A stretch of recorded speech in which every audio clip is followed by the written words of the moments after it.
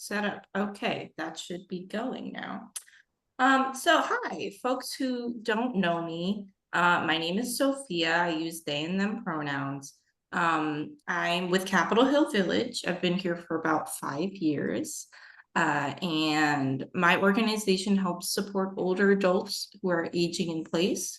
We are one of 13 villages here in DC. We're the largest of our 13 villages.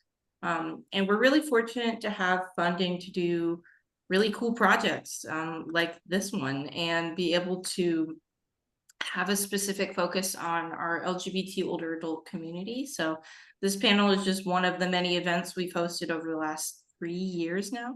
And that have been specifically focusing on senior living communities. So we are very excited about a upcoming guide that will be produced in the summer on LGBT inclusion here in DC care, here focused on DC's care communities. So stay tuned for that. But today I'm really excited for us to have this awesome conversation with 3 very cool care communities. And I will let them introduce themselves momentarily, but I will go around real quick.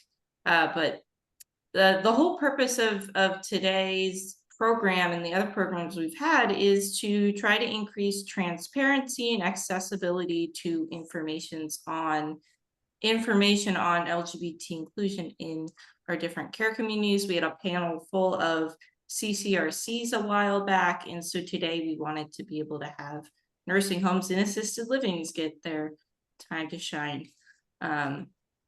So this is just it's a way to bring the people to you all, to have the chance to hear from them directly, as well as ask them questions that you may have. And that's my introductions here. So we've got Donna here from Thomas Circle, Lionel here from Lionel here from Carroll Manor, and Lisa here from, I want to get it right the first time. Say Lisner. Okay, the Lisner home. And we're very excited. So I'm going to turn it over to you all to do some introductions, however you'd like to start, and then we're going to do some set questions, and then the last 30 minutes will be our Q&A. I'll go first. I am Donna Gales. I'm the Community Relations Director here at the Residences at Thomas Circle. I have been here in this role for almost a year. My anniversary is April 15th. So I'm very excited about being here and being a part of this wonderful community. I'm part of the leadership team and part of the movement forward for the face of inclusive living in DC. And I will turn it over to Lisa. Hello, everybody. I'm Lisa Harfoot. I'm the Director of Resident Services here at the Lisner home. I started when I was in high school, joke. But I've been here almost 20 years. I just celebrated my 18th year here at Lisner. Many of you know the name Lisner, like Lisner Auditorium. Right. We are the same charitable family. Abraham and Laura Lisner were part of the progressive movement in the early 20th century to make sure that underserved populations had the services they need. And our big long name joins together a lot of charitable trusts. So Lisner-Louise, like Corcoran, the Corcoran family. Mrs. Corcoran was named Louise, as was her daughter. The Dickson home, the Hurt home, and we also incorporate the Shoemaker home into our name got too long. So, but most of you will know us as Lisner. I am really excited to talk to you today because the mission of the home has always been to create a safe and kind of outstanding care home for people who might not be included in other parts of the community. And more than that big long name of charitable trust, we take the word home very seriously. So I'm really happy to talk to you about walking through the door of an assisted living or nursing facility and to kind of set your expectations or empower you to ask the questions you need, because there are allies out there. There are places that really want people to flourish. And so I'm really happy to present today. last but not least, Lionel. All right. See, I was waiting for Lisa to say, now handing it over to Lionel. Oh. Right? You know, Lionel, I made a toast at my brother's wedding, and I did everything except say, now raise your glass to the bride and groom. It didn't go over well. So now to Lionel. I love it. I love it. My name is Lionel. I'm the assistant executive director here at Carroll Manor. I've been here in this role for almost 3 years, if I'm not mistaken. Prior to that, I was downstairs managing the food services, environmental services, and laundry section of the building. So went back to school, got a master's degree, went through a whole AIT program, did a lot more, and then got promoted to my role here now. Other than that, you know, we're Carroll Manor. Like, we've been around in the district for years. Everybody knows us. But more importantly than that, we do a really good job at taking care of the oldest of the old, right? We do a really good job at just ensuring that the basic needs are met, but then also always figuring out ways to make things better, right? So one of the biggest things that we're pushing on right now is services as well as our community itself. So just got a chapel renovation that's finishing up, doing some more movement on one of our units. So lots of cool things are happening at Carroll Manor. But then also, when you think about inclusivity, you think about the different populations that we're actually got to start serving, is we're changing that model up a little bit, right? So it's not just about the oldest of the old, but now it's about people who are just in need of services, you know? So when you think about how Carroll Manor is sort of adjusting itself and how we're growing, we're not growing just from a physical standpoint, but also from an acuity standpoint, from a service standpoint, and you never know who we might get through the door. So that's how I have for right now. Turning it over to you, Sophia. Well, I'd love to, before we move on to our questions, do you guys mind doing like a quick go around of like, for folks who maybe just moved here, can you tell everybody like what quadrant or like what, you know, would be a landmark for where your community is located? Like a little bit of a quick overview of like how many residents you have or usually have, and you know what you categorize your community's services as, like really quick. Donna, we'll just start with you. Okay, we are in the historic Thomas Circle. So we're at 1330 Mass Avenue Northwest, and we are independent living, assisted living, and memory care. So we serve currently 162 residents in all facets of our care, and we are welcoming of everyone that needs support and services and want to make sure that people have what they need. And so again, those levels of care are different from the other communities that are focused. We don't currently have a skilled nursing component to our care. We are, again, just the independent living, assisted living, and memory care. Great, thanks, Donna. Absolutely. Lionel, you want to go next? Look, I thought we had this little thing. I thought Donna's going to turn over to Lisa. Lisa's going to turn over, but you know, I can go next. That's fine. So we, Carroll Manor Nursing Home has always been associated with Providence Hospital, right? Even though we're not Providence Hospital, but it's okay, right? We're located, our true address is 725 Buchanan Street. However, we never use that address because DC has deemed that that entrance is not usable. So we have to use the entrance of 1150 Barnum Street, which is Providence Hospital's address. So even though we're not Providence, we are Providence. We're in the back parking lot. We are a SNF, so a senior nursing facility. We do not have assisted living. We do not have independent living yet. You never know what might come. With that being said, we also specialize in our skilled nursing services. So I know, Donna, you mentioned you guys don't have it. We get all your residents. Thank you. But in addition to that, we do have a memory care unit as well. It's a secure unit. And that's really about it, actually. Skilled nursing, long-term care, and my memory care unit. Right now, with our third floor going through renovations and things like that, we have the propensity to have 240, but we average around 170 right now. Great, thank you. Okay, Lisa. And Lionel's my biggest competitor when it comes to those skilled people. So I can speak highly of his facility, but come to mind. Lisner is located almost directly across from the Friendship Heights Metro. So if you get off the Friendship Heights Metro and you turn to the left and you walk up the hill, you'll see a large brick building.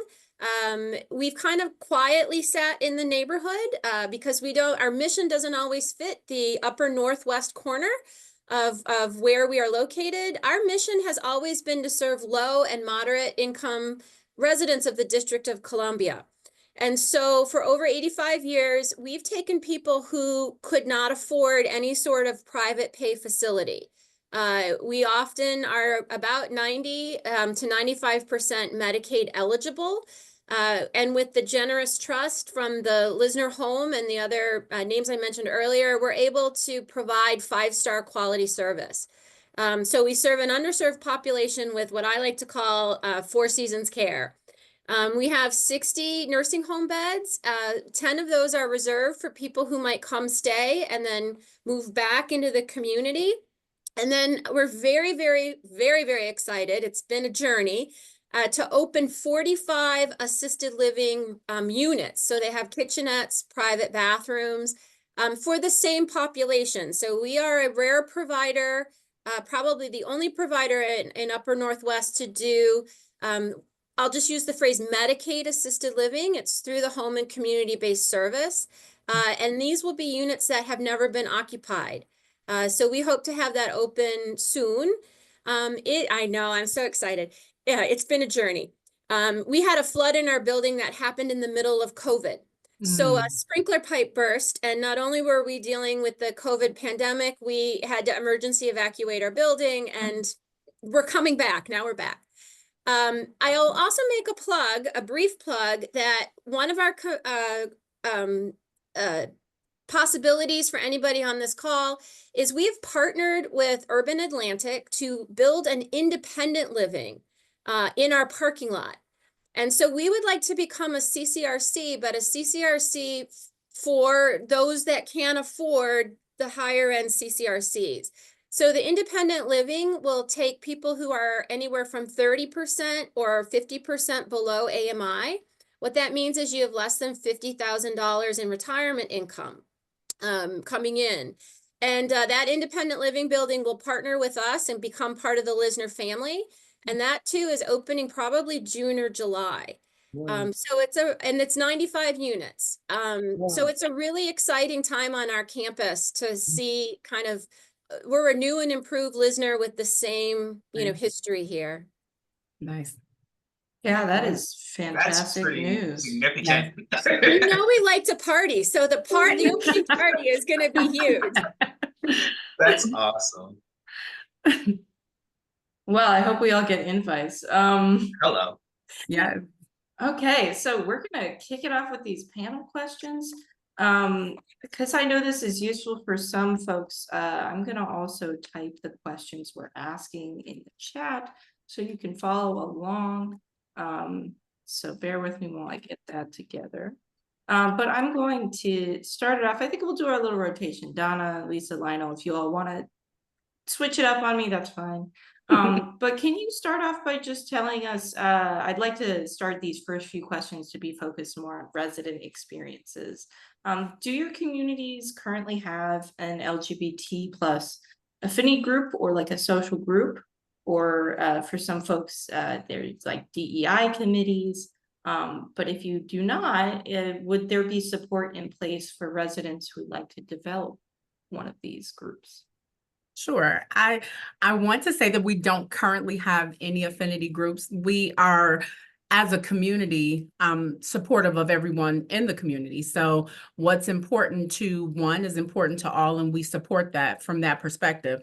I am so thankful that two of our wonderful residents are on this call, and I can definitely tell you that we are able to support from various perspectives on an individual basis.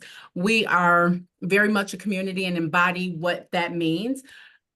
It's not just about the location or the amenities, it's about the community and the people connecting, and that's who we are and that's what we do. So no, we don't have an affinity group. We just love infinitely to everybody, and what's important to one person is important to all of us. And we would support anyone that wants to develop a group and make sure that specific focuses are supported. We would definitely support that 100%. But we haven't had anyone express a need for that because the importance is there as a community. And I agree with you, Donna. I think that we have a very similar approach. Mhm. And in addition to that, it has been a very interesting spring, winter, spring, and I think people are starting or are afraid to use the word diversity or inclusion.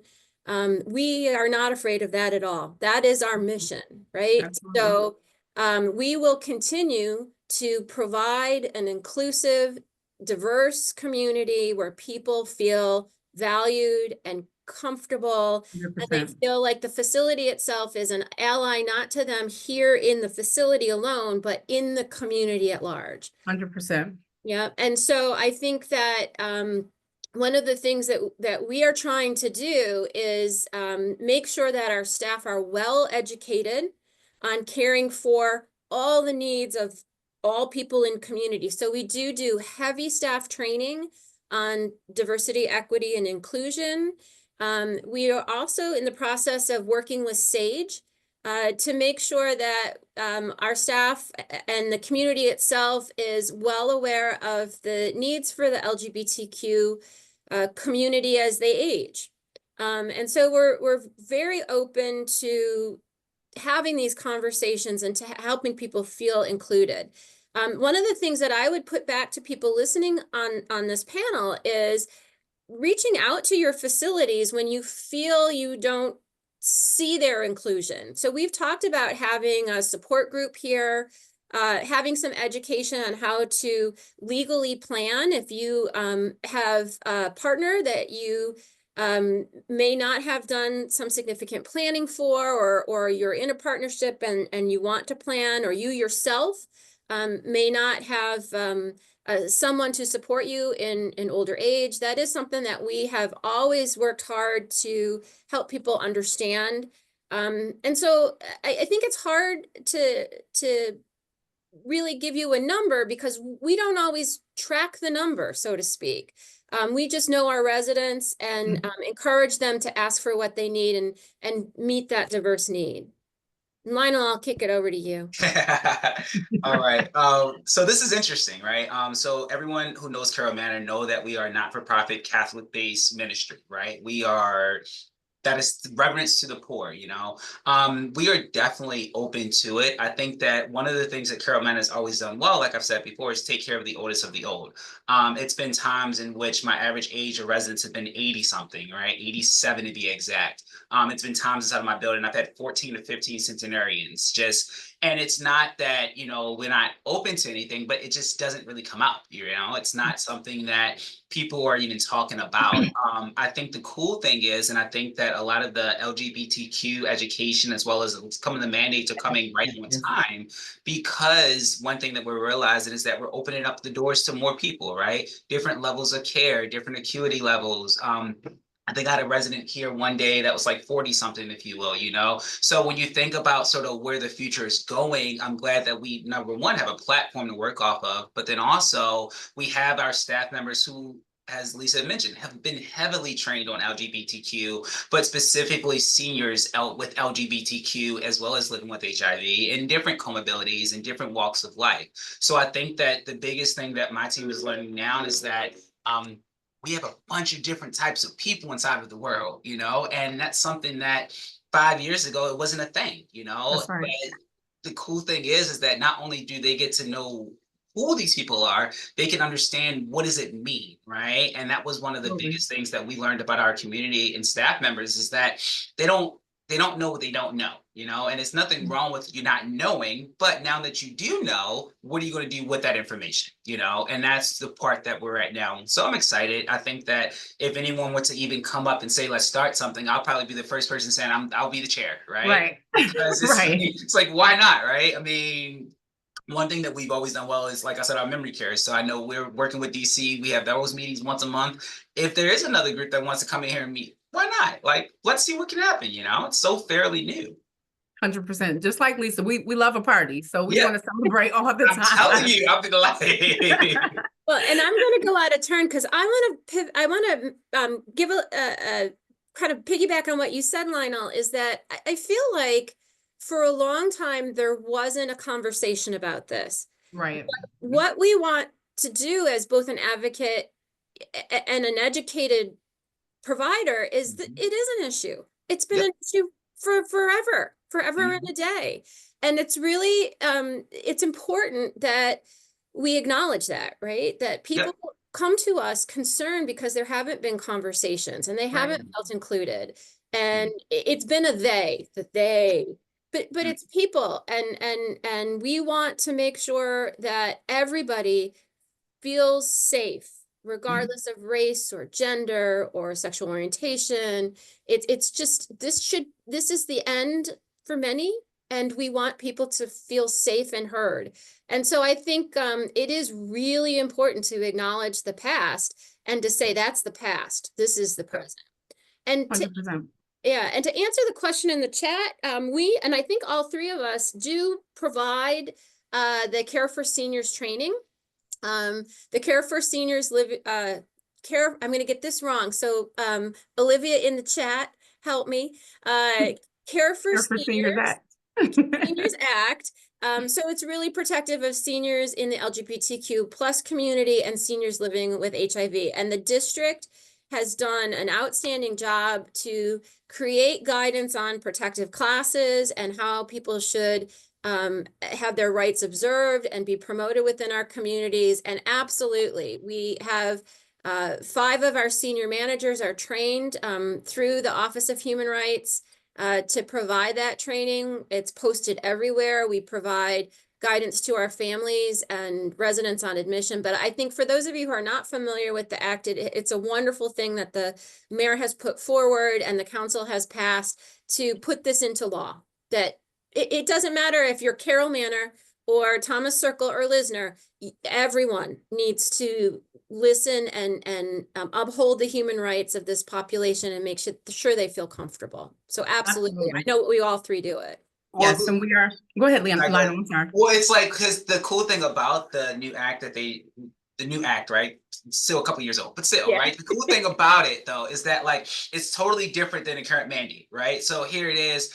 LGBTQ education, right? To be an administrator, you get that education done. Okay, a 2-hour course, you're done, right? It's so paper compliant. I think that the cool approach with the new act and how they sort of rolled it out is that it's a conversational piece, right? It's not about, hey, look, you need this to be compliant inside of your CE credits, if you will. No, I mean, yes, it's a mandate. Yes, you'll get fined. But when you actually go through the orientation, when you go through the education and the way that all the trainers were trained, I was cohort 3, gotta shout out.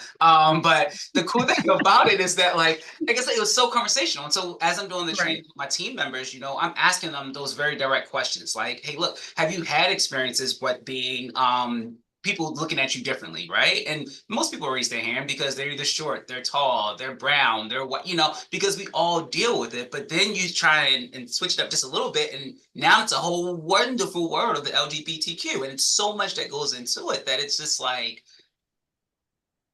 it's amazing. Like, it's actually pretty dope. Like, I mean, it's like, it's just, I never knew half the stuff that I knew until I learned all the stuff that I had to learn, and it's interesting. And shout out to Larry, who's one of my trainers. I appreciate it. I am a certified trainer myself, as is our director. So yes, we are totally compliant. There are signs everywhere. We don't play here. You will be safe here.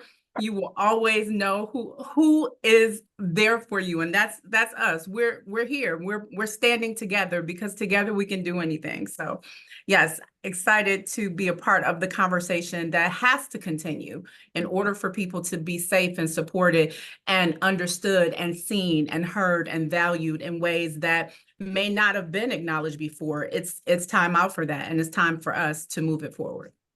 Yeah, and training, I know, is often something that comes up a lot, that folks say, knowing that the staff that are taking care of me, I've been going through training, and all of them at every level have to go through training, is something that's really important. I think, I'm rusty with my statistics here, but I want to say DC is one of 5 states now that have legally said this is a requirement. It's a state law. You will be fined if you are not found in compliance with this. And even cooler is that actually for DC specifically, if a community is fined, it's not cool if you're fined, but Right. if you are, your money goes back actually to LGBT organizations and needs. So there's added benefit there, but That's dope. yeah. I didn't know but- that piece of the puzzle. Yeah. A lot of levels here, but yeah, training is a really good piece to touch on. I'm glad that we already dived into that. And I know that this is something that's really is on people's minds as we have an administration that has shifted gears so strongly from our last administration in their stances on the LGBT community. So knowing that we have these laws in place is really great. I would like to move on to our next question, which is if you all have any thoughts on this, since you've been with your communities, and we kind of already touched on this a lot, but what kind of feedback have you been getting from your LGBT residents, and how has this been addressed? So we're on with me again. Sure, go ahead. So, like I said, I have been in this role for almost a year. It'll be a year, April 15th. But I believe that every person brings their whole self to any experience. And so previously, I worked for Capital Caring Health, 20 years and almost 20 years in hospice services. And so, formerly being the associate director for the Center for Health Equity, Inclusion, and Diversity, bring that to this community. I'm very proud of the fact that in this time since I've been here, we have been SAGE accredited. That was something that was a focus for me to make sure that our team was well aware and supported in understanding how to care for everyone well, not any particular group, but specifically everyone, who includes everyone. Our standards of service is creating a culture where everyone feels that they belong. So I'm very proud of that. From our perspective, we have residents who feel safe here. We were featured in the Washingtonian, and I have to say, Bert and Mark and Bert is what I call them.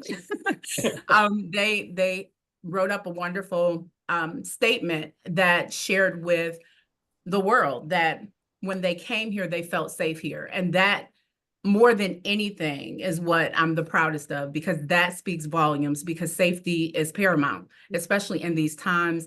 Understanding that who and how you are, that you being whole and human, it matters to people, and that it is something that is protected, and that you have an ally and an advocate and someone who supports you entirely. That is what I'm most proud of about our community.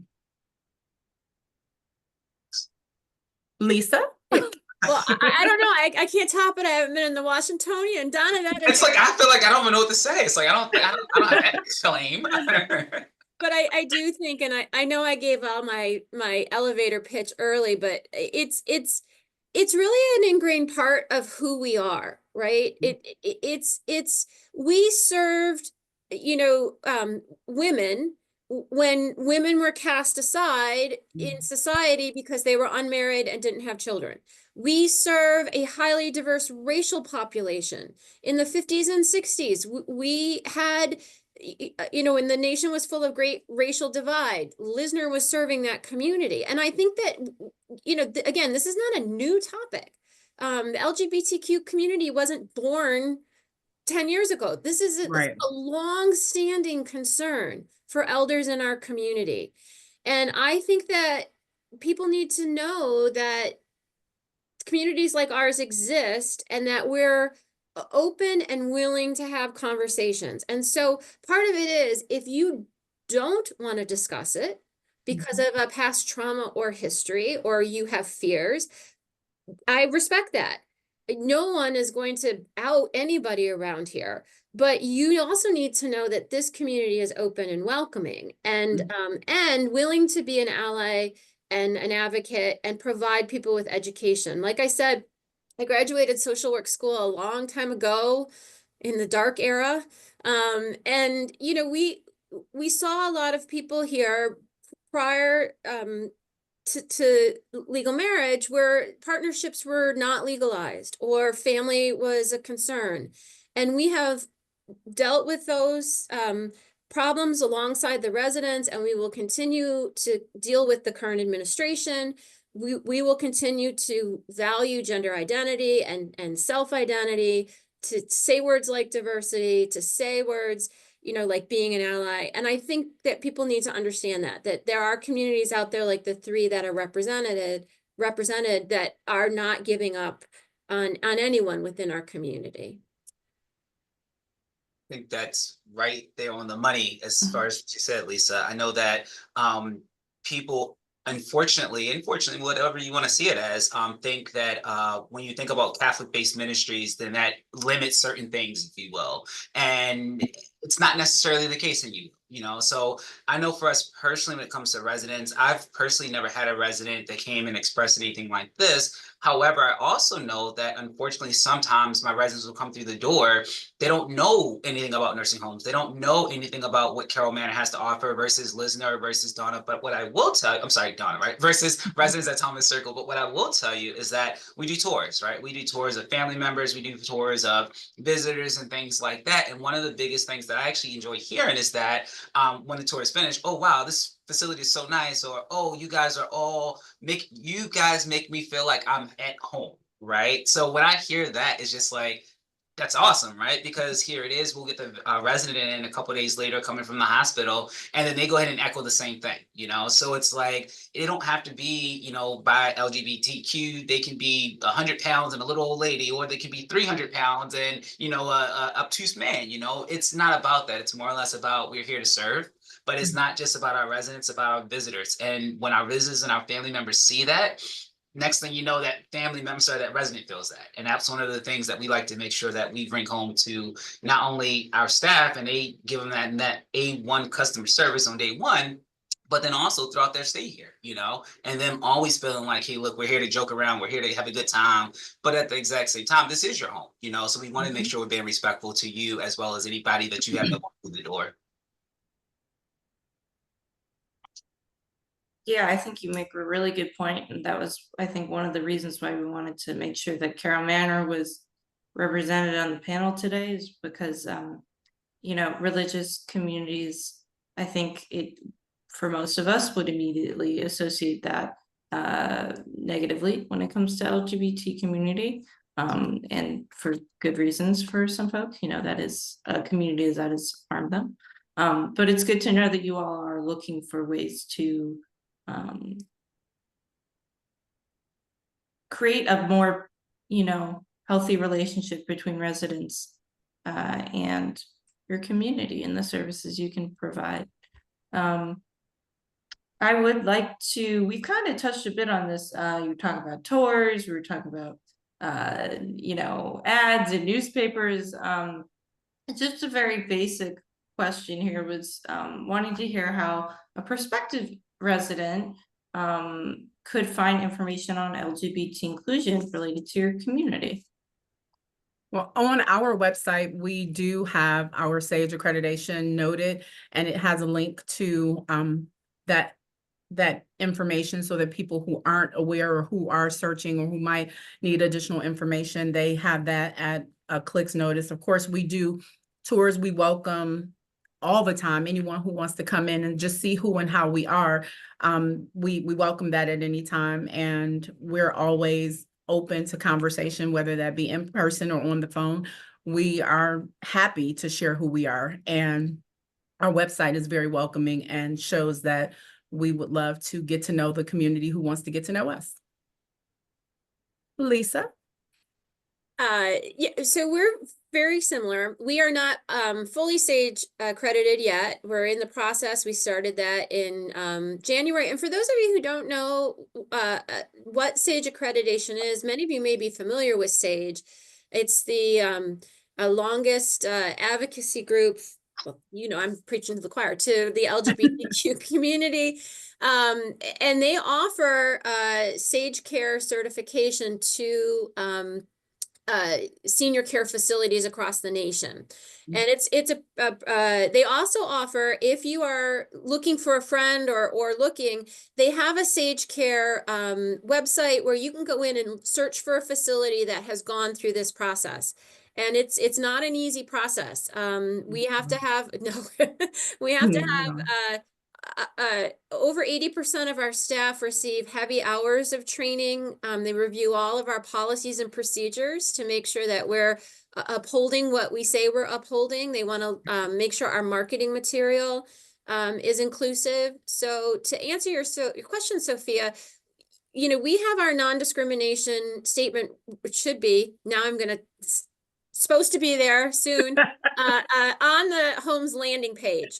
As well as if you're looking at a community, not just Lisner, you want to make sure that you see things like the HRC symbol or some sort of inclusion flag, and any home worth its worth should be able to provide you with their non-discrimination statement, like quick, right? It shouldn't be, oh, let me get with somebody and I'll get it to you.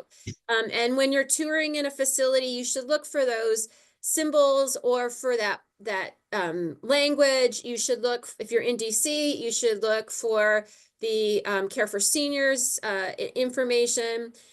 So tours are not just about kind of, does the place smell good and look pretty? Please don't pick a place that it's because it looks pretty, although we all look pretty. But look for those things when you're touring, or when someone hands you a brochure for a certain service like home health or hospice. You really should be able to see their stance right away when you get information about them. And if not, just ask, because if they can't give you an answer, it might not be the right place for you. Agree 100%. So one thing that I had to just do, just so I can make sure, was I went to my Your website. Yes, it's like I'm just like it's like I read the questions, but it's one of those things when you actually start to peel back that onion a little bit. It's interesting because I can say all day long that we're inclusive. Sure, why not? You can talk to half the team here and say, oh yeah, they got to be inclusive there. Like they have too much fun, right? But it's like when you look, and like I said, people don't know about nursing homes. People don't know about like sort of what services we offer, things like that. But if I sort of put myself in a consumer hat and now I'm looking for something that's for somebody who is LGBTQ, there's nothing on my website that sort of speaks to that. It talks about care, right? It talks about being rooted in the Catholic ministry. It talks about the services we provide. It has really cool pictures of some of the events that we've done here.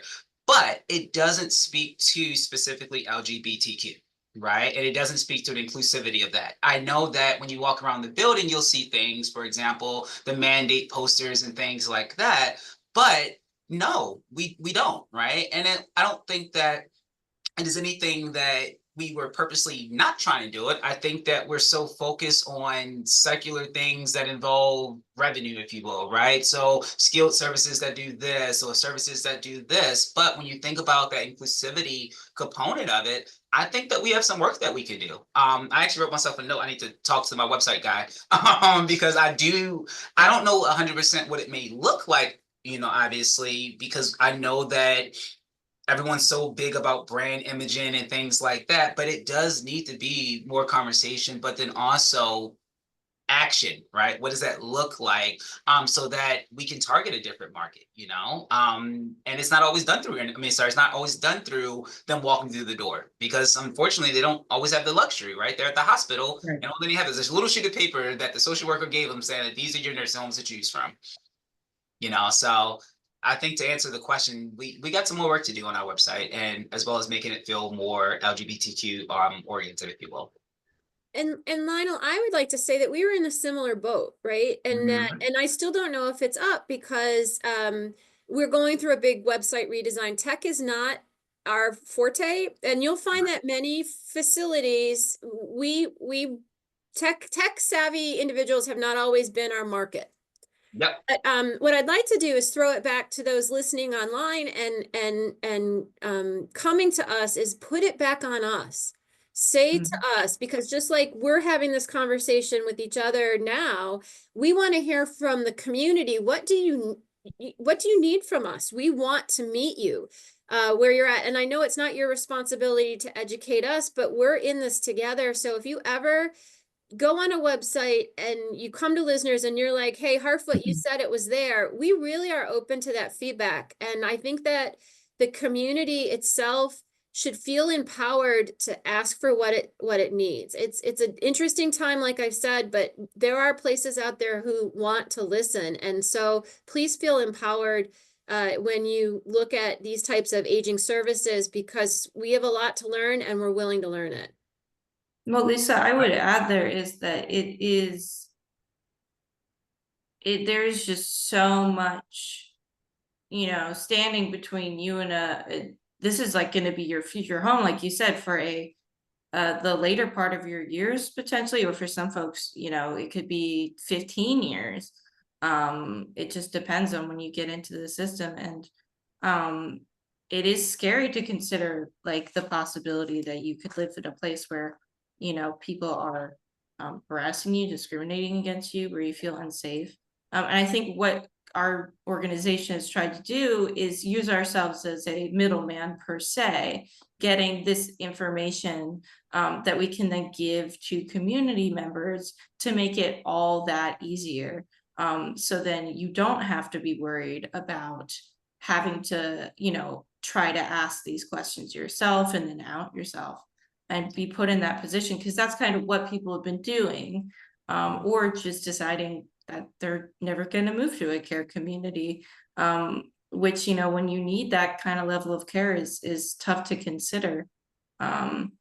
So yeah, it is part of a bigger problem, but it is something that I'm glad our organization has been able to help with. And I commend you, Sophia, because I know most of you, again, on the call know Capitol Hill Village and hopefully know the work Sophia is doing. And I think it's very valued work, right? And so again, I really want to thank you for advocating with us as providers. Again, it's a partnership. I agree. It's definitely a partnership. And I think to Lisa's point, one of the things you mentioned was that you said something to this, I don't remember the exact terminology, but you said something to the tune of you educating us, right? And it's not a bad thing or anything, right? And absolutely it's not a bad thing. And I think that the other thing to really educate, or really been to really talk about, it's like, I have 170 residents right now, right? I can train my staff all day long on what these mandates are. I can attempt to educate my residents to what the statute states and everything like that. But I think that at the end of the day, if I have a resident who's lived for 90 years and they've never had to look at this, never had to talk about this type of stuff, some of them are with it, some of them are not with it, and it's nothing against them or say, but I think that to Lisa's point, it's like you open up that door and you start saying, hey, look, we are an inclusive community. It is what it is, right? We're trying to learn more. So you'll have those people who are going to slowly but surely start coming out of their room, start asking those questions, because at the end of the day, they want to know more, And that's the cool thing about it, is that we're here, we're trained, we're knowledgeable about it. So when they come up there and say, well, why does this person look like this? You can go back to them and tell them or educate them on, like, hey, look, this is what it is, And I think that that's something cool. And I love the fact that you guys have so many people that's educated and trained in this inside of your facility, because we deal with people all throughout the day, and it's just a cool thing, Yeah, I always tell my residents, if you don't tell me the problem, I can't fix it. Absolutely. We do walkarounds, we talk to staff, we want to do better. I don't think anybody wants to be known as, uninclusive or discriminatory, or, we're not the snake pits that nursing homes were. Not that they're, but 50 or 75 years ago. We want to change, because the statistics are that 25% of the American population is going to age up into the older adult community. And many of them are already there. And so as a large portion of our population, a good deal of whom belong to the LGBTQ community, we need to know the problem so that we can fix it. And you've got 3 people here in facilities who have long-standing histories in DC who want to serve this community. I really believe that. Absolutely. And I'm glad we're asking the hard-hitting questions. We'll be getting to more hard-hitting questions. I truly hope that events like this, programs like this, can help motivate other communities, or at least show, other communities that there are communities here in DC, of which it's not as much, comparable to other states. Like we actually only have a small amount of care communities. It's like, because I'm from Maryland, that's what I'm thinking about. Like, that's a very big state. They have tons of care communities, but here we have, like, I could say maybe 50 or less, relatively speaking. And so it's good to show that there are communities here that are doing good work and trying to push the ball forward, and that other communities could learn a thing or two and work with that. And I feel like we already talked about this a lot, but I just want to make sure we get to it for the sake of the question. But I would love to hear from you all specifically, like I said, about hard-hitting questions, what your community's policies are regarding things like bullying, discrimination, harassment, either by residents or staff, and if you've had to enforce any of these policies before. Well, I will say that we have a no tolerance policy against bullying, and it's just not accepted. I can say again, I've been here a year. We've not had to enforce it, haven't had that kind of interaction, thankfully. But our executive director is very, very committed to ensuring that everyone has a safe environment and doesn't tolerate it. So I can stand sure that she would enforce with all of the intention and intensity that it requires to make sure that no one is allowed to have any type of interaction that will go against anyone's human right. And I agree with Donna. I mean, it's a zero tolerance policy. Zero. Mm-hmm. Right? Bullying and discrimination fall under the category of abuse, and we have a zero tolerance for abuse. That's right. By staff. I mean, that's just a one and done. And when it comes to residents, because I was looking over some of the questions in the chat, I know that many people are from if you're 65 plus, it's a different cohort. There's a different level of age and life experience among staff. And I don't have an issue with telling a resident that behavior is not acceptable here in the most professional and kind way, but then we might not be the community for that resident, because this is at the heart of who we are. And so I do want residents to, among each other, show the same level of respect that residents should expect from staff, right? Yeah, it's not acceptable. We also try to, because our education extends beyond staff. We keep talking about staff education. As a community, we are trying to have these conversations, right? We bring this to our resident council. We talk to residents about, I saw a couple questions about the current administration and this real change in, well, I feel it as a change. So I don't want my personal feelings to overshadow anything, but I think there are many people in America who feel this big shift and change in some of the social policies that we felt were important. And so we've really been trying to have these conversations.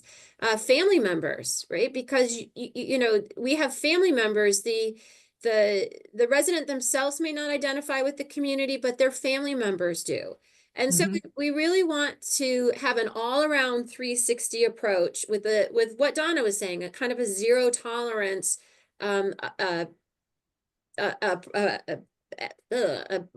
Like we're not gonna do it. We don't do it here. Take it somewhere else. Don't take it somewhere else. Don't take it anywhere. But don't take it anywhere, right? Don't do it here, right? Don't do it here. The other thing I wanted to address again is that I know, again, the community culture is changing, but we are not going to remove the language that we have put into place. We are not taking AI and going into our resident guide and removing all sense of diversity or non-discrimination. And so you need to understand that, that there are many communities out there who do want to continue to be an ally, even though we accept federal dollars.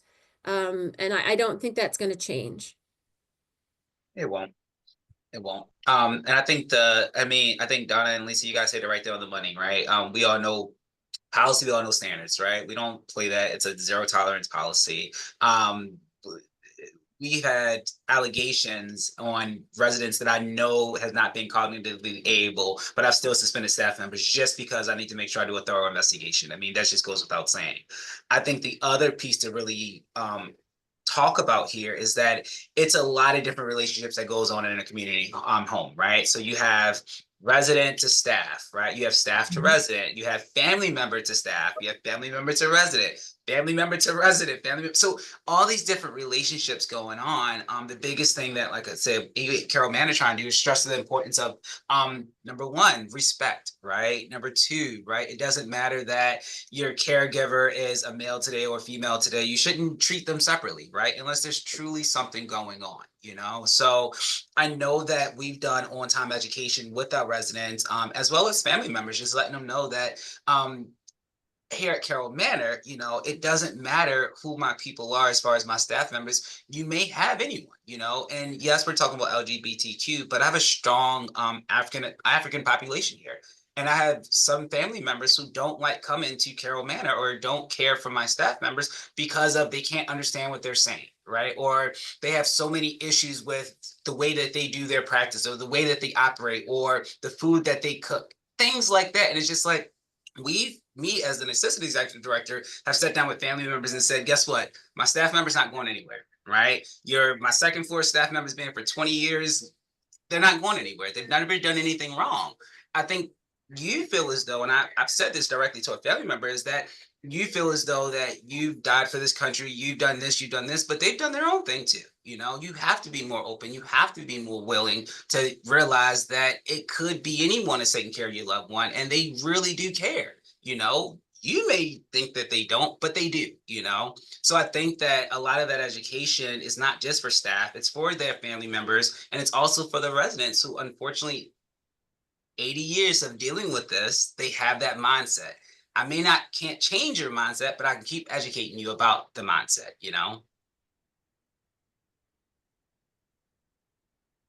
Yeah. And I think Lionel brings up a really good point for the people who are listening in. DC facilities in general are highly diverse. And we're talking, I know the purpose of the panel, we're talking about the LGBTQ community, but when you enter long-term care in the district, you're going to find that we are a United Nations of people, right? We come from all parts of the globe. We speak different languages. Our facility yesterday, it was one of my favorite days. We broke fast for Ramadan and had a huge Eid celebration. And it was awesome. It's the best. And I think we had meals from every part of the globe. And so you sometimes we need to be able to work together as people and to understand one another. And I think this just brings another layer of diversity. I love your core values, Donna, of hospitality, excellence, appreciation, respect, and teamwork. I think that's what good long-term care is all about. 100%. It's diverse. I mean, this is a diverse field. It is. And it's about continuous quality improvement. I mean, one of the reasons why I love long-term care and nursing homes versus the healthcare world is that we can see the change, right? We can follow the change. My residents that are in my facility is sometimes here for years, right? My healthcare days, it was only there for like 3 days, and then after that they were gone, So I think that as we start to put these systems into place and as we change the culture of our ships, you can literally see it. Not only from your staff members, from your residents family members, because you're changing the culture. And I think that more so is important than anything else, continuous quality improvement.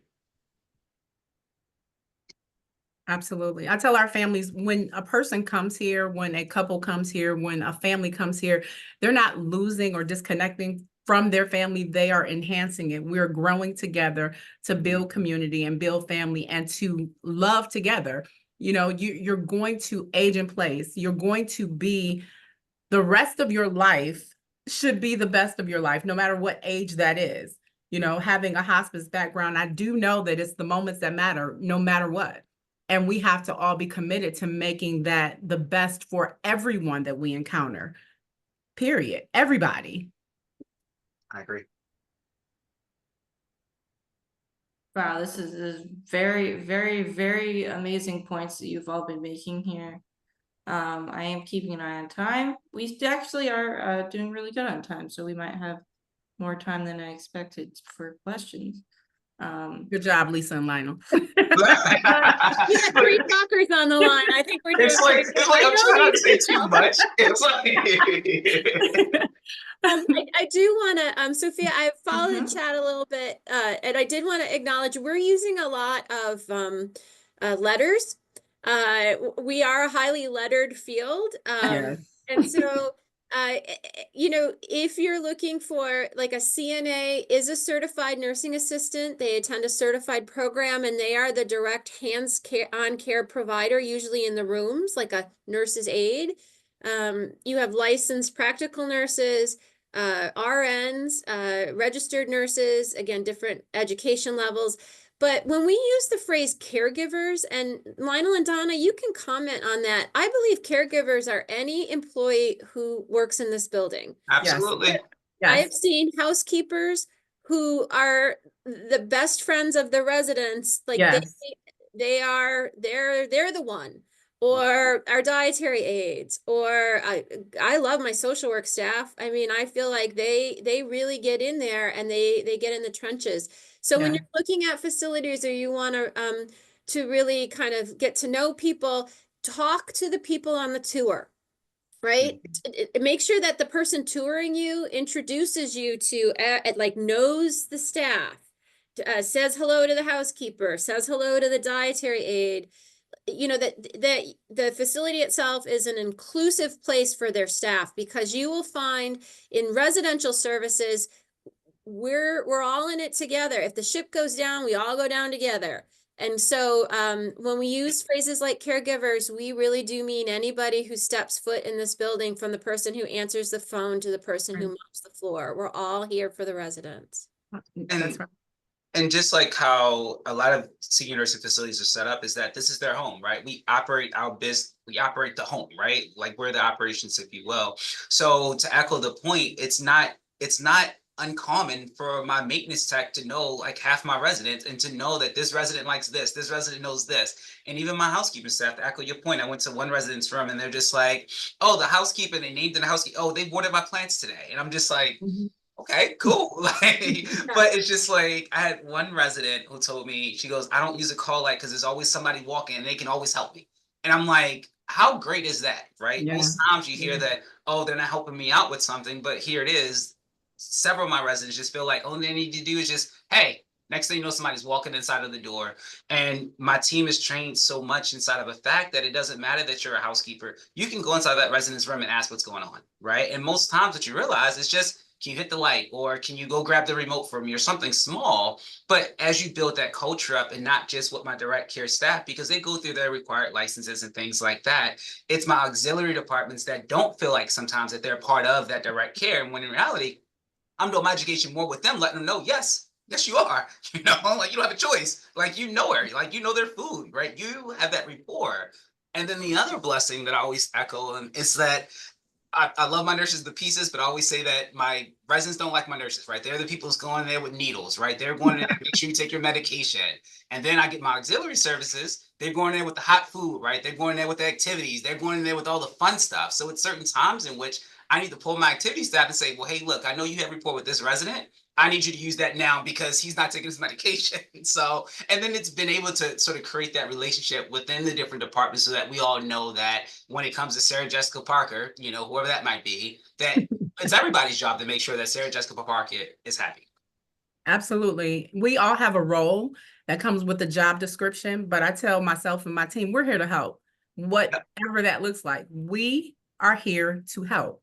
You know, if that means there's somebody who needs some sugar for their tea in the dining room and I'm walking past, I need to get it. It's not, that's not my job here. There's none of that. We all do everything because that's what we're here for. And a happy staff makes a happy resident. So again, Yes.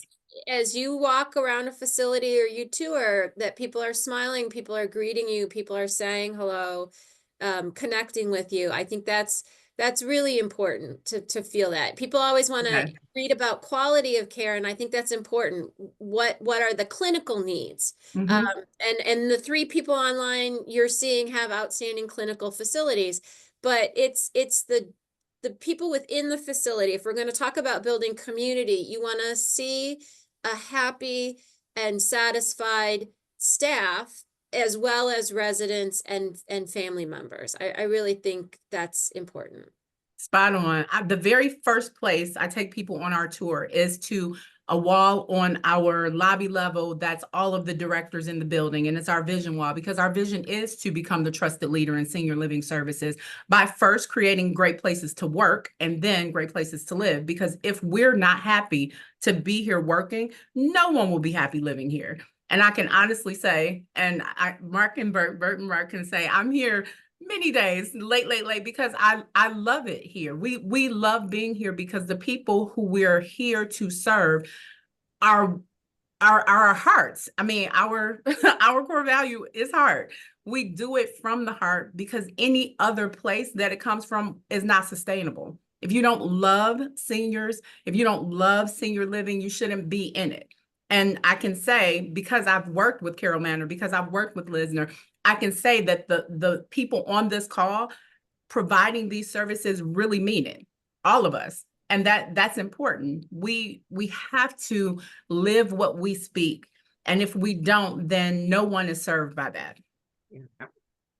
The other cool thing about the mandate is that it doesn't just apply to clinical, right? It applies to everybody. So if you walk into a nursing home and you work there, you're required to get this education done, and I like that, because sometimes only licensed staff, right? Or only this particular audience. No, it's anybody and everybody. Right. And the other thing, and I don't mean to get us off base, Sophia, but we're talking about the promotion within the administration, one of the facility itself. One of the great things about, I'm watching who's on the call. I've seen people from the Ombudsman's office, from the Office of Human Rights. Please know that as a consumer, there's a lot of advocacy groups out, like Sophia and Capitol Hill, some of the villages, the Department of Health will always take, concerns. I would rather you talk to me first, but what I wanted to say is, as a community, if you feel that you've entered a facility and you're not getting a response, please start with them. But there are a lot of people who are there to advocate for you, and we don't handle that as a retaliatory situation. I've had people call me from the Ombudsman's office. We've had a long-standing relationship with them, and they'll just say, "Hey, Lisa, I heard this, and can we talk it through?" And I'm like, "Oh my gosh, let me my Midwestern nice comes. Oh my God." And we really, so again, people on the call or listening in know that there's lots of oversight for our communities. And so you should always feel comfortable that even though the system has its problems, there are outlets in the system to make sure that you're being heard. I agree with that. Absolutely. That is a hard emphasis. And that's something I think we try to highlight as part of our surveys that we're going to have for our resource guide, is what kind of options are available. And that's part of why our ombudsman's office, that's the whole reason actually the ombudsman office exists. So I did want to get into this next question because I know we've talked a lot about some serious topics, which is very good. But I'd like to just hear what you all have been proud of in terms of like the changes that have been made in your communities, or just, notable things, like maybe you guys had a pride event for the first time a few years ago, and that was like a really big win related to the LGBT community. I'm going to start, Donna. I'm jumping in because I have never been so proud as when I walked up to the Lisner home and our pride flag was hanging out front. That happened probably a decade ago, but it's going to make me a little teary. But to know that, like, we want to show up for our community, right? Like when I started social work school in the 90s, that was not going to happen. but to come up to our building and to see that out front and to see it there, I mean, we would put it up today, but it hung for a month, and we had all sorts of activities. We celebrate June as an entire Pride Month, and we wrap it up into a diversity celebration. So we have an interfaith service. So our Muslim staff represent, our Catholic priest who comes, he speaks. We all show up for each other.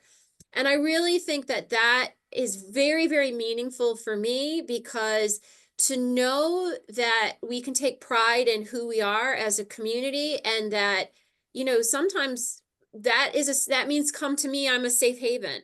And so I just have to say, I remember that day, right? As a child of the 70s, and having had my experience before coming to 2024, and I hope we don't, or 2025, I need a room. That made a huge difference to me. That just, I do remember that day. And I'm so touched by my community's willingness to do that. That's awesome. That's awesome. It is. Yep. I mean, I mentioned earlier our accreditation.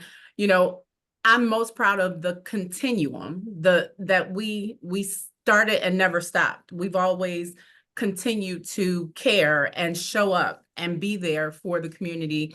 And so I can't say it's anything new. We definitely, I'm proud of the tenacity. I'm proud of the stamina. I'm proud of the partnership with all of those that make life better for everyone. So I'm continually proud of that.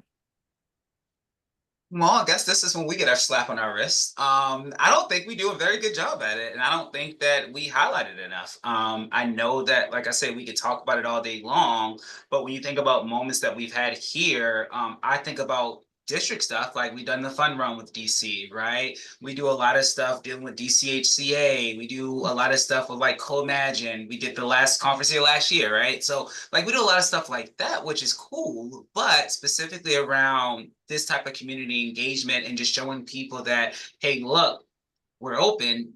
No, we don't do a very good job at that. I think that one of the coolest things that we do have here is the ability to ask for anything, as well as to advocate for anything. So one of the things that I know that we'll be doing with my EEA that's on the call right now is that we will figure out something new in June, right? Because we have a position in which I can assign to do all that kind of stuff, and she'll figure out the intricacies with it. But I think that it's cool to know that inside of the district, we are a facility, but we're not the only facility, right? It's cool to hear that you guys are doing this kind of stuff, because it gives us ideas, but also it gives us advocacy, so that when we are having those conversations with our corporate leaders, that if we want to be competitive, we've got to go ahead and be more inclusive. And it's a teamwork effort here.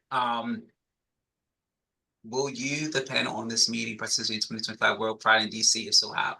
I just heard about World Pride like a couple months ago that it's happening this year. I don't know how, but we're going to do something. We're going to figure it out. We intend to have our own celebration here at Lisner. And I know that there are several members of our staff who will participate in events around DC. Yes. And I think it's very important that the event continue to go on, despite, again, some of what's going on. And I think that to know that it is a World Pride Day, not just the district or large urban areas hosting their Pride events. I really do. It's a meaningful thing to know that this is a global event, a global push. So, we say we'll do the same old, but our Pride Week, Pride Month, June is such an interesting month because we roll into Juneteenth. And we have a large Black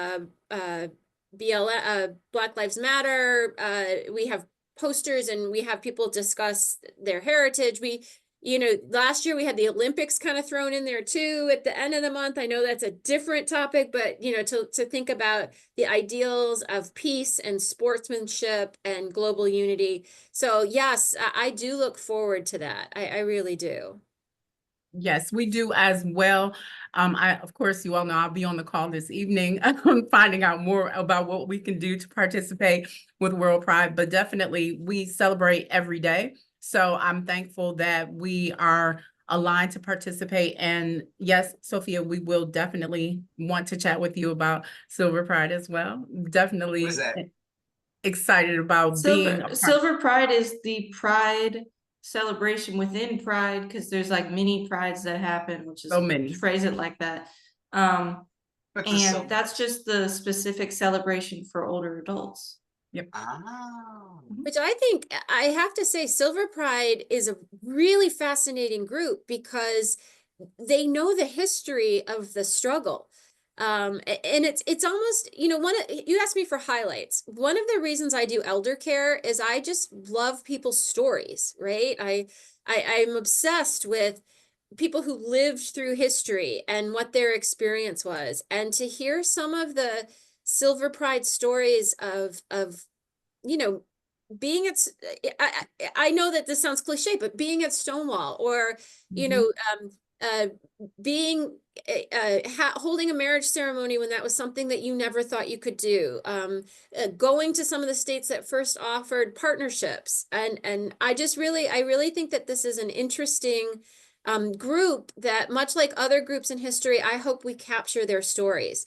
So I really, I love Silver Pride because they're not always great stories. I get it, but they're the history. They're the people who bring that history alive. So if you hear any good speakers or anybody wants to come around, I think that's another thing that the community could provide to facilities like Lisner. We would love to have someone come and speak to us during any of their visits for either World Pride or during just DC's Pride celebration, and talk to our resident staff and family about their experience. Well, I will say Down for a good happy hour. There are ample opportunities. I know some of the communities do have buses to bus folks over to some of the events that will be happening. For instance, I just know Silver Pride has 2 events this year. One of them is more of a party, but also resources. The other one is more of like a panel of folks talking about their lived experiences and historical events and stuff like that. So it's just a great event people can get bussed over to. The Rainbow History Project is going to be doing a really cool program, which is going to be over at Freedom Plaza. That'll be there for like 2 months, I think, where they'll be doing tours, which will be like educational tours about the history of Pride and other things in DC. So ample opportunities to get out there and celebrate and also educate and learn. And collaboration is always great. We love collaboration. Steve Gurney does DCSRG for the DC Senior Resource Group, and we intentionally chose to host in June so that we can talk about, you know, LGBTQIA plus platform and have conversations. And so we'll have the Senior Resource Group meeting here June 4th. We'll be celebrating our accreditation. So we have lots of fun things happening. So come join us. I want an invite, Donna. I always see those invites and I never get there. I want an invite. It's like sending an invite. Like, we need to do more. Absolutely. Absolutely. Okay, well, I want to wrap up before we dive into the questions we've had. I just want to kind of give you all the chance, if you want to be able to, I don't know, just say if there's any other things about your community or about LGBT inclusion specifically that you just want to get out there for folks to hear from you directly. This could be the time to do that, because I asked some very specific questions. I always just say, if you're looking for a great place to call home, Thomas Circle is a wonderful place to live. But Lisner's better. No, just kidding. Everyone says it's hard to get to Carroll Manor, hard to get into Carroll Manor. So I don't know about that, but we have a waiting list. That's all I'm saying. I agree. I appreciate Sophia, that you brought us together, because again, these two peers that are on the call, I think you found some really good quality facilities, and I encourage anybody who's listening in to consider any of the communities, and we all have our strengths. Yes. Donna does independent living and assisted living really well in a great location. Lionel, I know we've sent people to your memory care, right? Because we don't have a memory care unit. So I really just, I think it's a nice group to get together and be partners in the community, because I really do feel, again, for those on the call, like, or on the Zoom, ask questions. You could call any of us. I get questions every day that are not about nursing home or assisted living care.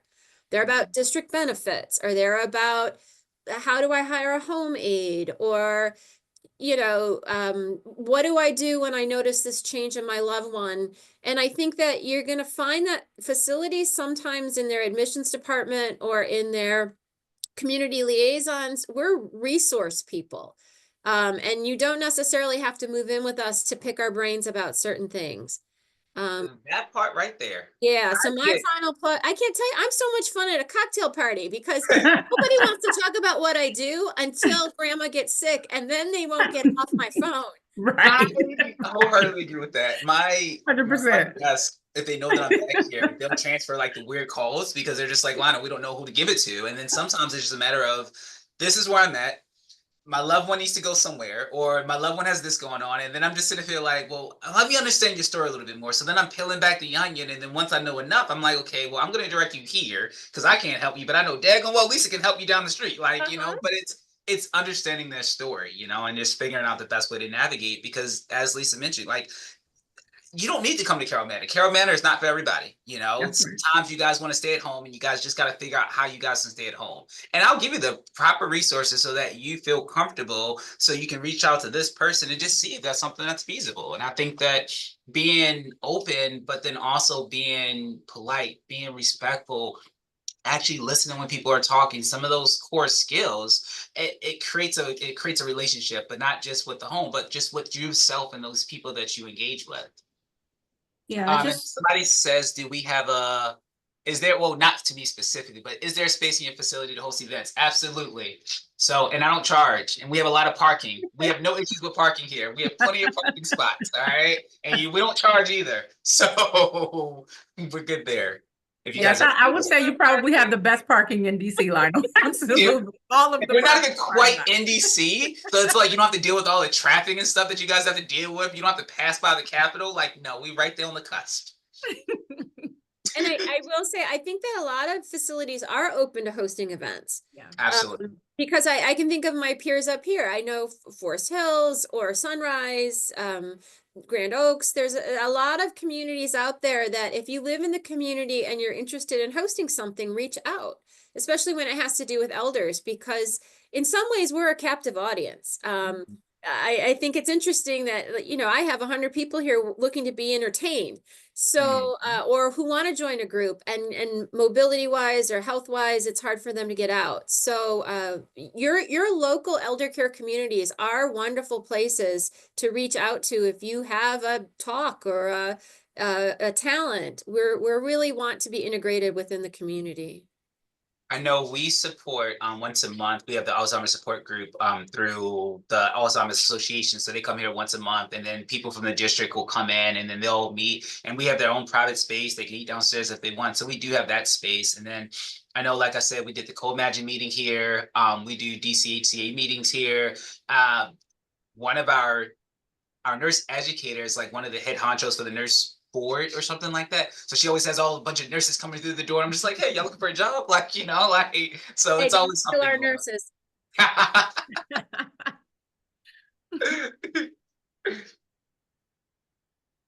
Okay, let's see here. So, I know we were going to turn off the recording for Q&A, but I do know we had some like preset questions from folks in the chat, and then we could turn it off, because I feel like we've already asked these ones and they're out there and they are not personal questions. So I'm going to turn off the Q&A after we get past those. But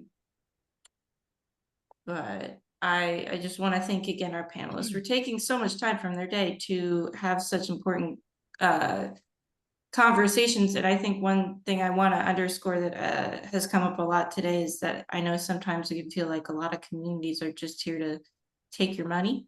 They are very expensive.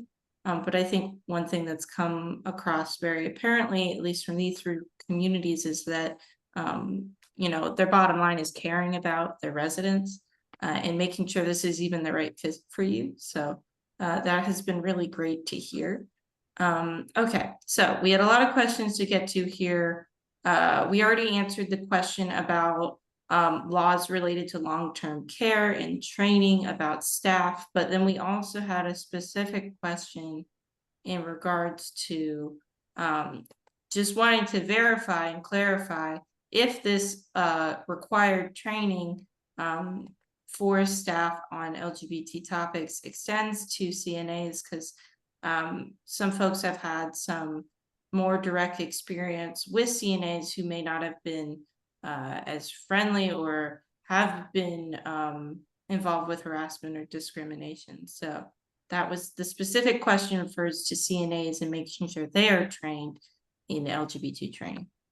Absolutely, they're yeah. trained. Yeah, I think we all can speak to that. I think that the thing that we can't speak to is at 8 o'clock at night when that CNA is having an encounter with the resident. I can't speak to that, right? I can't speak to what they're going through in the day. I can't speak to how they're engaging. The biggest thing that I will speak to, though, is I need my residents to feel comfortable enough to say something should something not be right. And that was one of the biggest things that we always talk about during resident council. When they walk in the door, we always make sure that they understand their rights, because at the end of the day, I don't have, I mean, sometimes I have eyes in the back of my head, but not always, right? But I say it to say is that, you know, unfortunately, we can't be everywhere every time. I just want to make sure that the people that I train and the people that I hire are educated as well as respectful enough to do the job in which I hired them to do. And that's the point that I can make, because I mean, I think we've all been there in which a family member said, hey, look, I had a bit lackluster experience last night, you know, and then I'm like, okay, well, let me understand the story a little bit more. And sometimes they're right, sometimes they're wrong, but you know, it's just one of those things, is open communication. Yeah, and I know that residents are in a very vulnerable situation, right? You're at the mercy of the caregiver, but you're also the employer of the caregiver. So sometimes I understand that the situation itself just needs to come to an end. And you know, I've had people be rude to me in many situations, and I just did what my mother told me to do and stayed very quiet and tried to de-escalate and disengage. But I also think that then you got to say something, right? Then you got to go to whether it's the people on this call or the people who advocate for you, such as the ombudsman's office or the health department or wherever. Remember that you are the boss. You're the employer of the care. You are the center of everything we're trying to do. So I do think it's really important to feel that feedback and to not, retribution can be a very scary thing, and retaliation, but it doesn't fix the problem to stay quiet. Silence never, is a solution. So I just really empower people to feel like they can say something somewhere. Because if the CNA, the certified nursing assistant, is having a cultural misunderstanding, right? I said we're a diverse population. There's different cultures that have different values. And so we need to talk that through and help provide that support that they understand the culture they are now working in. So, you have to talk about it. You have to report, and staying silent isn't going to fix it. So I really empower people to say something. If not to the facility itself, to someone outside the facility who could help. Okay, I want to echo that super quickly, Donna, before we move on, is that I'm hearing that you are saying that there are things in place that incidents will be taken seriously. And it's valuable for residents to report that because of that. Okay, go ahead, Donna. No, 100%. I agree with both Lisa and Lionel, because everyone in the care community, from the server to the maintenance to grounds, everyone contributes to care. And so everyone has the same training and understanding that's provided, that we're here to support and serve in ways that are meaningful and that are compliant with not just laws, but humanity. So that's for everybody in the building. Absolutely. I agree with that wholeheartedly. That's me. I'm sorry. I can't figure out how to turn off my notifications. So my apologies. Yeah, I think thinking more about this topic, and just thinking about sometimes it's really easy to think about, we've all heard horror stories, not even just of LGBT folks, just in general in care communities, unfortunately, and how people have been taken advantage of and mistreated, and it is not a great situation to be in. So I think the transparency around this topic specifically is really valuable here, and I appreciate you all talking about that, especially because for a lot of us, this is very, very personal. I wanted to flag the next question. We had some really important questions. I'm going to put these two together. Olivia and Dolores, excuse me, wanted to hear from you all, which we've talked about a little bit, about how the Trump administration, the current administration, might affect funding in general. And then we had a second question from Rachel, specifically referring to how you all have to handle residents who might be very positive towards this current administration's policies and other things like that that are explicitly harmful and damaging to LGBT folks and other elders. And Rachel also had to note that elders in their community have shared that, caregiving, having caregivers that they hire or potential neighbors that they have in a facility aren't yeah, and are the people that you're hiring, do they bring these negative views into the workplace that they might have? So I guess trying to figure out the best way. Okay, so as far as the Trump administration, there's been nothing directly that's affected us, right? As of yet, it's been a lot of talking, right? It's a lot of things in which we're going to lose Medicaid dollar per dollar. It's been a lot of talking, but I also know that it's always a lot of talking. So until like a mandate comes out that tells us, hey, look, this is how we're going to be directly affected, I would say to that, there's been no change in our processes. Only thing that we've changed is us saying, hey, look, if this happened, this is how we're going to be, this is how we're going to respond.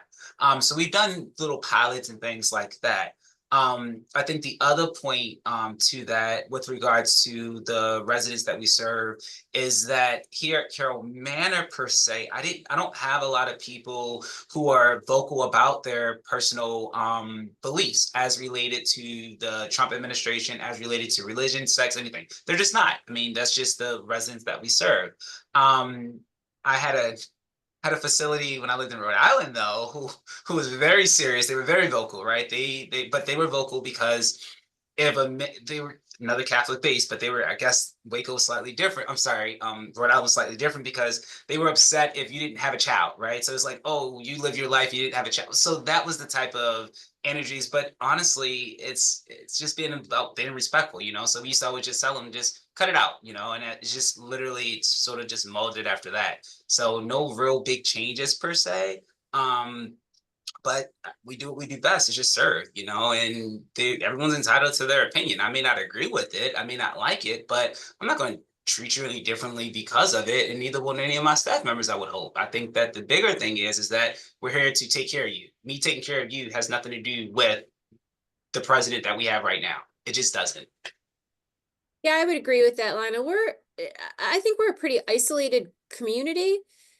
In terms of the larger community, especially in the district, we're so in tune to what's going on with the administration, regardless of who's in the administration and the federal government operation. There is a lot, going on outside of the facility, but I think a sign of a good facility is we try to promote positivity and health and social connection and well-being. And I don't feel it as much when I come to work among the residents as I feel it in my personal life. And maybe I have blinders on because it's such a difficult time for many. But I do feel that the culture of the community you'll feel when you walk in, and it's just not the Lisner way. People chose Lisner because of its openness and its service to community and its diversity.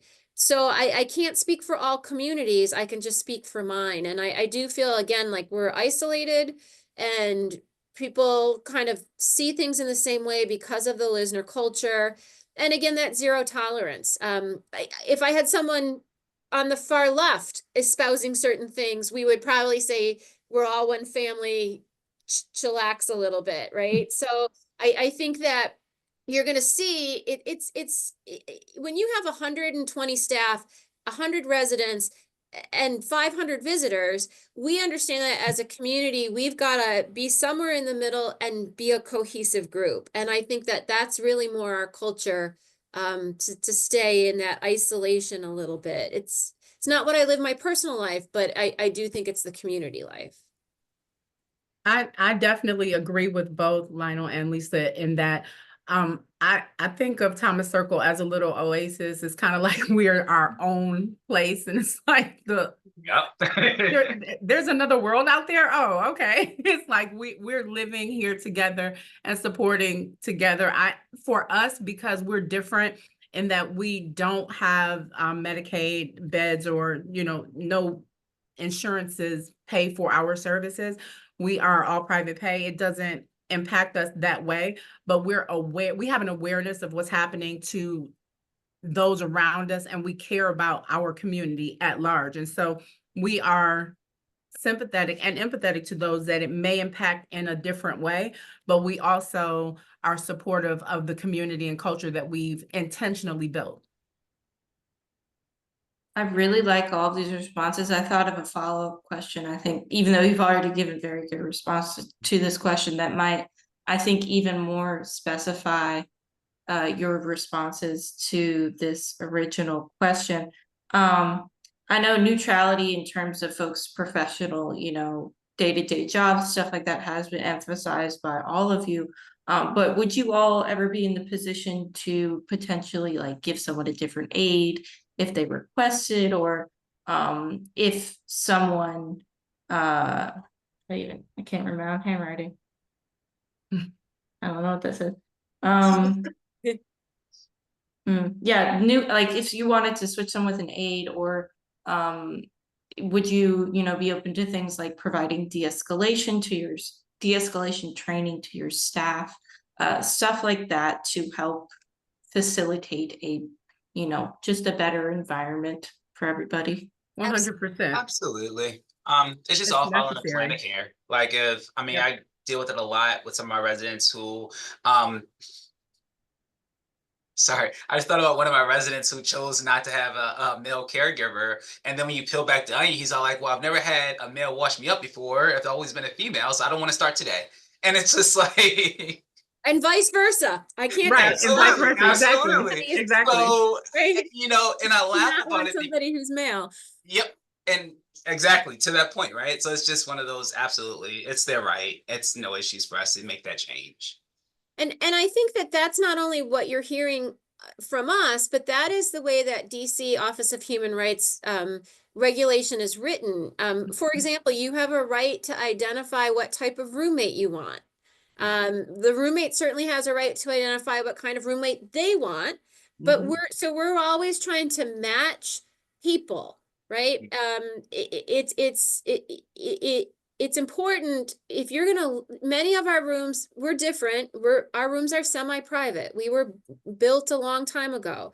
And so you want to have someone that you're going to get along with. And so sometimes I feel like I am Julie, the cruise director, making sure everybody is having a good time and is meeting the people they need to meet. And I say that as a joke to lighten the mood, but I think it's really important. And so I don't want to put someone who is a staunch Democrat, since we're talking politics, with someone who's a staunch Republican and hope they get along. I don't want to put somebody, who has an unfortunate history of maybe coming from a place of discrimination due to generations with a person of color as their roommate, that's not going to work.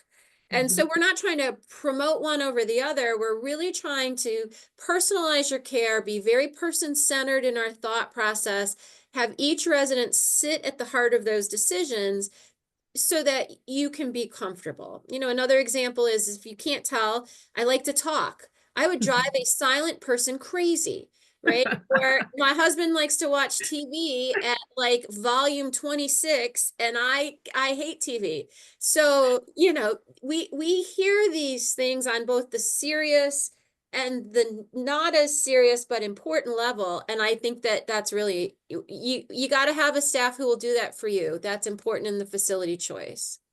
Absolutely. Harmonious intention is always paramount. You know, that's a part of knowing who's in your community. That's a part of knowing people and having person-centered care. It's not cookie cutter, and it's not, this is what I have, you take it. It's, hi, I am Donna and you are, and let me find out more about you so that we can get you what you need.